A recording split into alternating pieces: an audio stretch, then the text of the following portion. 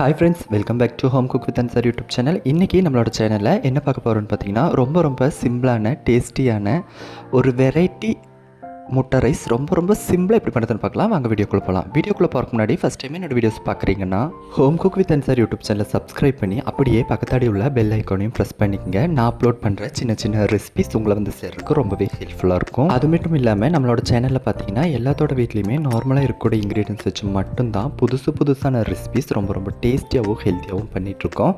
என்னோட சேனலை நீங்கள் ஃபாலோ பண்ணுறதா இருந்தால் உங்கள் வீட்டு சமையலுக்கு ரொம்பவே என்னோடய குக்கிங் வீடியோஸ் யூஸ்ஃபுல்லாக இருக்கும். முட்டை ரைஸ் பண்ணுறதுக்கு வேண்டி ஒரு கடாயில் தேவையான அளவு ஆயில் ஊற்றி ஆயில் நல்லா சூடாகி வர ஸ்டேஜில் நம்ம பொடியாக கட் பண்ணி வச்சுருக்க ஒரு 2 பெரிய வெங்காயத்தை சேர்த்து கொடுத்து வெங்காயம் நல்லா கண்ணாடி பதம் ஆகிற வரைக்கும் நல்லா வதக்கிக்கலாம்.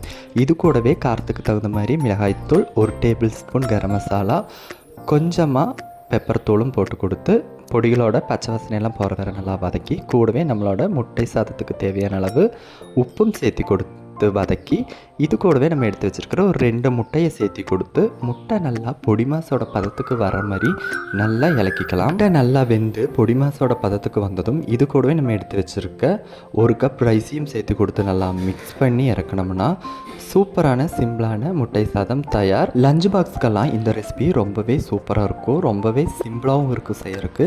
கண்டிப்பாக நீங்களும் உங்கள் வீட்டில் ட்ரை பண்ணி பாருங்கள். வீடியோ பிடிச்சிருந்தால் லைக் பண்ணவும், ஷேர் பண்ணவும், கமெண்ட் பண்ணவும் மறந்துடாதீங்க. அடுத்தது சின்னதான சிம்பிளான ஹெல்த்தியான டேஸ்டியான ஒரு ரெசிபியில் சந்திக்கலாம். டாட்டா பாய் பாய். மறக்காமல் சேனலை சப்ஸ்கிரைப் பண்ணிக்கங்க.